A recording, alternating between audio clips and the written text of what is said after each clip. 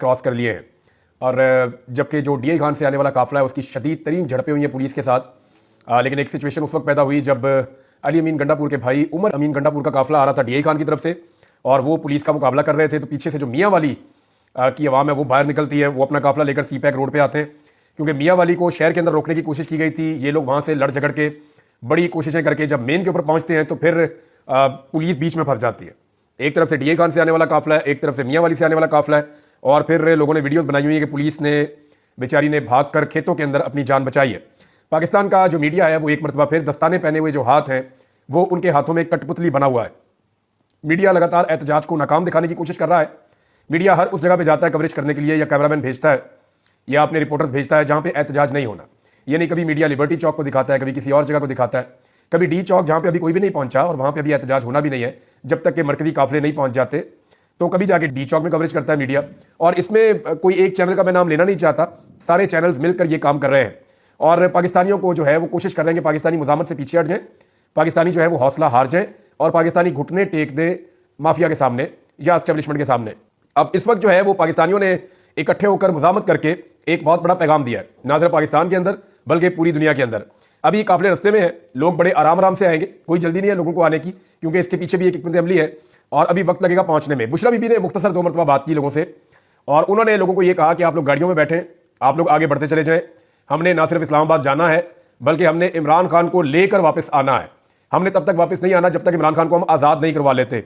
Bushra Bibi container के ऊपर भी गई और वहां से जाकर उन्होंने जायजा भी लिया कि इस वक्त लोगों की और एहतजाज करने वाले जो 7 लोग चल रहे हैं उनकी क्या सूरत हाल है।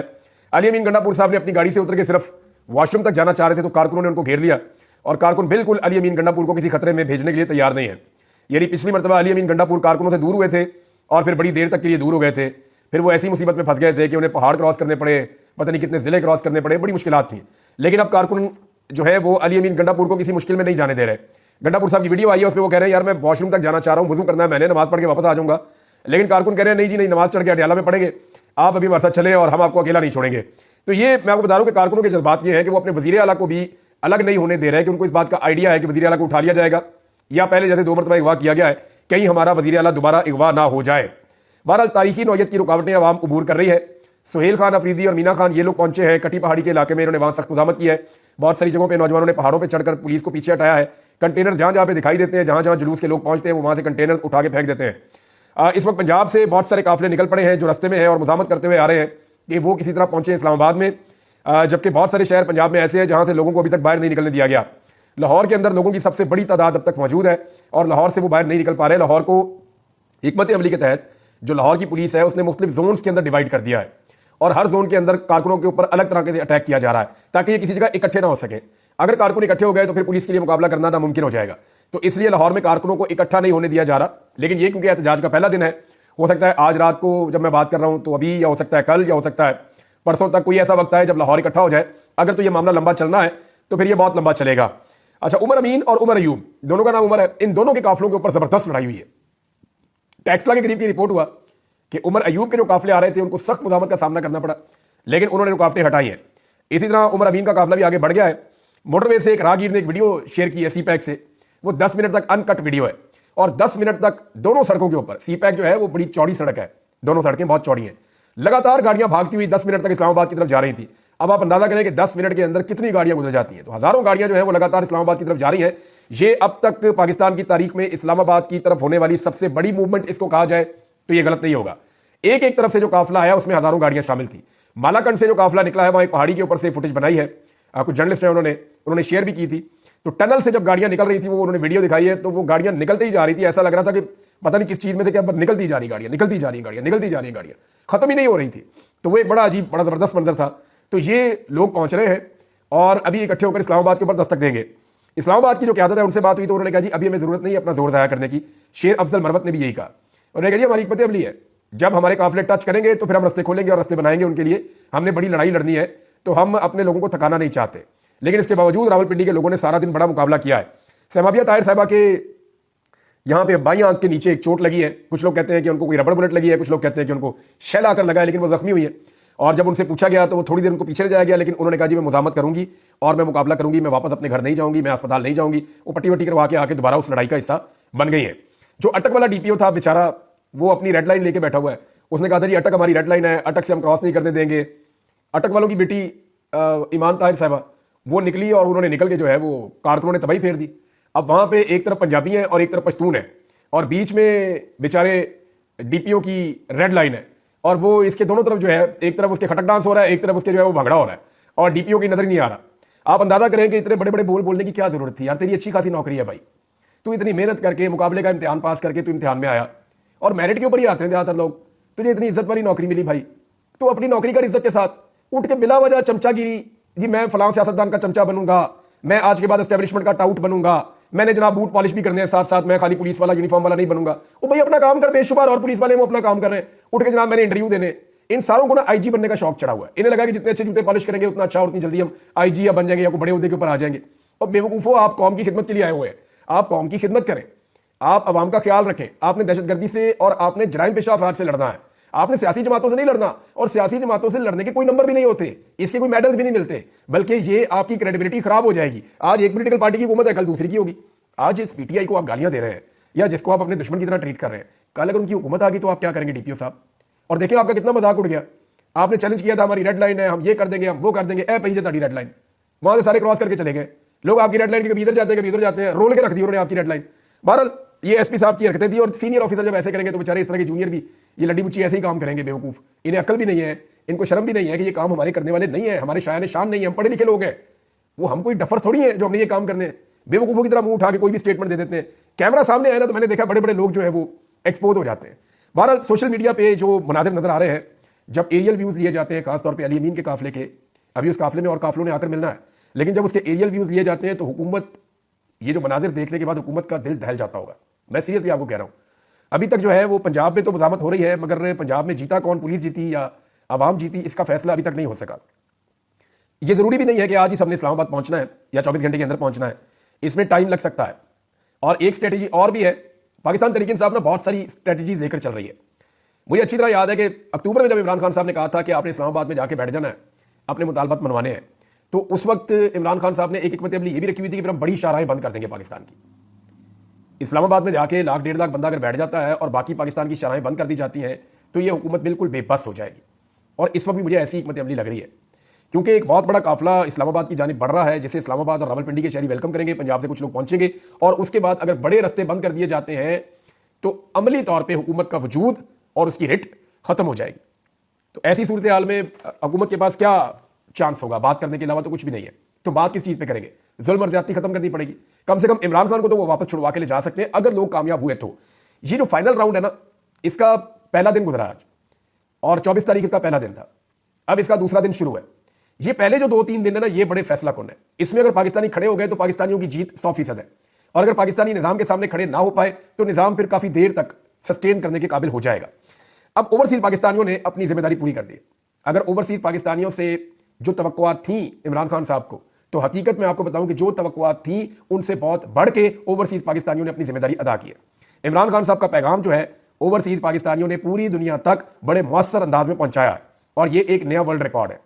यानी 30 से ज्यादा शहरों के अंदर एक वक्त में पूरी दुनिया में एहतजाज करना, और बड़े एहतजाज करना फाइनल कॉल पे, ये मुमकिन नहीं है किसी भी पॉलिटिकल पार्टी के लिए। सिर्फ 10 डाउनिंग स्ट्रीट वाला एहतजाज अगर आप उठाकर देख लें जो लंदन में हुआ है, सिर्फ उस एक एहतजाज को आप उठाकर देख लें तो जितने लोग वहां पे आए हैं, मैं नहीं कह रहा जियो न्यूज को जो इमरान खान साहब से शदीद नफरत करता है या वो शरीफ खानदान के एजेंडा के ऊपर चलता है, जियो न्यूज को भी ये रिपोर्ट करना पड़ा है कि ये यहां पे बड़े तरीन एहतजाजों में से एक था, या खासतौर पर पाकिस्तानियों के हवाले से कहा जाए तो सबसे बड़ा आज तक नो डाउट तारीख का सबसे बड़ा एहतजाज ये था।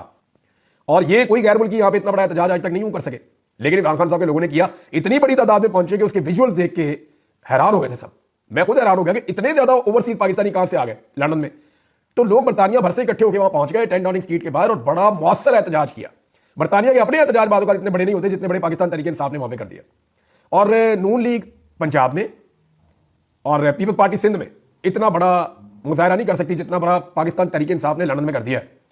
ये तो कभी सोच भी नहीं सकते। ये सारे ना इमरान खान के टखनों तक नहीं पहुंच रहे अपनी सियासत में, जितनी अल्लाह ताला ने इमरान खान को इज्जत दे दी है। और इज्जत की वजह क्या है? उसने मुजामत की, उसने डील नहीं की। नवाज शरीफ जो है वो एस्टेब्लिशमेंट के साथ दस्तों गिरेबान थे, लेकिन मियां साहब ने गरेबान छोड़ के जूते उठा लिए और फिर पॉलिश शुरू कर दी, और पॉलिश तेज तेज करके तो अपनी इज्जत का फलूदा निकाल लिया। इमरान खान ने वो काम नहीं किया।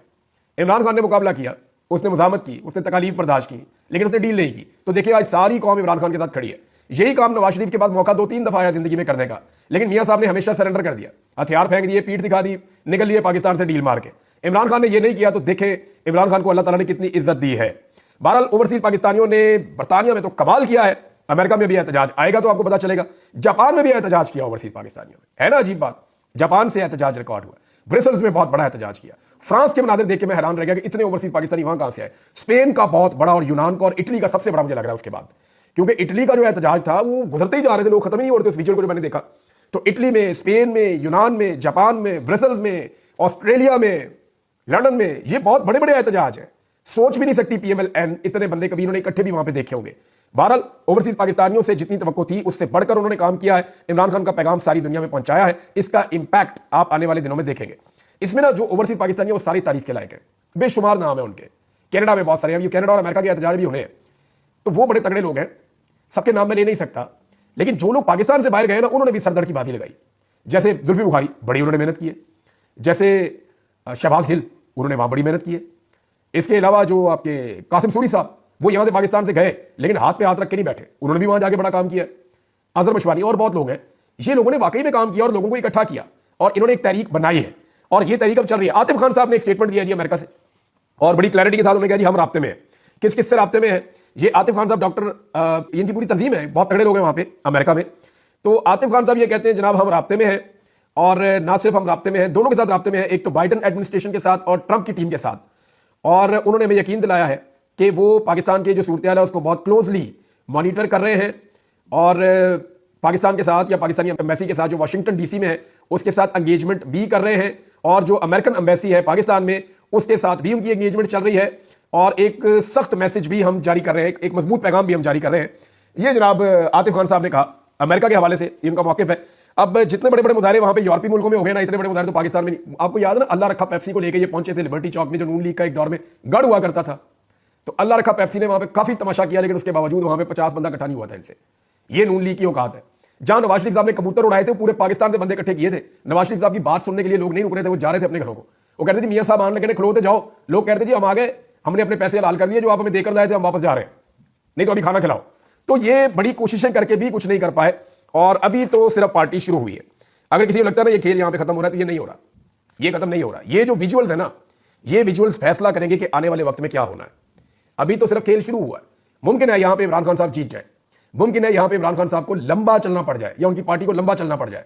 मुमकिन है कि वो यहां पे ना जीते, लेकिन वो इतना बड़ा इंपैक्ट क्रिएट करेंगे कि जो पाकिस्तान के ऊपर रहेगा। एक तो जो ओवरसीज पाकिस्तानियों ने कर दिया, पूरी दुनिया से एक दबाव आएगा पाकिस्तान के अंदर। पाकिस्तानियों को एक मरतबा फिर एनर्जी मिल गई है, पाकिस्तानियों को एक मरतबा फिर लड़ने की वजह मिल गई है, और पाकिस्तानियों को एक मरतबा फिर कॉन्फिडेंस मिल गया है कि नहीं, लोग आज भी इस हुकूमत से नफरत करते हैं, आज भी लोग इस हुकूमत के साथ नहीं है, क्योंकि लोगों ने इनको वोट ही नहीं डाला हुआ, ये तो जबरदस्ती आकर बैठे हुए हैं। तो जनाब ये अब तक की सूरत हाल है। मुझे ऐसा लगता है कि कल तक ये पहुंचेगा काफिला, अगर इन्होंने जल्दी की जाने में, तो सुबह तक हो सकता है या किसी वक्त ये काफिला पहुंचेगा इस्लामाबाद, फिर ये डी चौक में पहुंचेगा। लड़ाई झगड़ा तो होगा, डेफिनेटली होगा, लेकिन एक लेवल से आगे नहीं जाएगा। फिर इस्लामाबाद और रावलपिंडी के शहरी भी निकल सकते हैं। डिपेंड करता है कि हुकूमत कितना रिस्क लेती है। खुदा न खास्ता कोई नुकसान हो गया या खुदा न खास्ता कोई इंसिडेंट हो गया, तो ये हुकूमत उसका बोझ 1 घंटे या चंद घंटे तक भी नहीं उठा सकेगी। और इस वक्त आलमी सतह पे इस हुकूमत की बैकिंग खत्म होती जा रही है, क्योंकि जो बाइडन जैसे जैसे उसके जाने के दिन करीब आ रहे हैं, वैसे वैसे इनके जाने के दिन भी करीब आ रहे हैं। और एक चीज मैं आपको बताता हूं, मुझे आज एक पैगाम मिला एक दोस्त के थ्रू। दोस्त मेरा बहुत अच्छा है, मैं नाम लूंगा तो आप उसको ऐसी बुरा भला कहेंगे। उसने मुझे क्या कहता, भाई तूने बात तो मानी नहीं, लेकिन यार एक पैगाम आया। मैंने कहा बताया क्या पैगाम आया? उसने कहा पैगाम आया खास जगह से, वो कह रहे हैं यार सानू कुछ ना कहो, हुकूमत में जिनिया मर्जी गाना कटो, या हुकूमत को जो मर्जी कहो, हुकूमत की मंजी ठोक दो, हुकूमत का बेड़ा गर्क कर दो, हुकूमत को बेशक गालियां दो। मैंने कहा गालियां तो मैं वैसे भी नहीं देता यार। कहते जो मर्जी को हुकूमत को, नलायक है, नकम्मी है, नकट्टू है, बेगैरत है, बेशरम है, जो मर्जी को हुकूमत को, यार सानू कुछ ना कहो। अब आप अंदाजा कर लें कि जब ये चीजें आना शुरू हो जाए तो इसका मतलब क्या है। और हुकूमत को भी ये सोचना चाहिए कि जूते उतने ही साफ करने चाहिए जितने जरूरी हो। अब तक के लिए इतने, अपना ख्याल रखिएगा, अपने चैनल का भी। अल्लाह हाफ़िज़।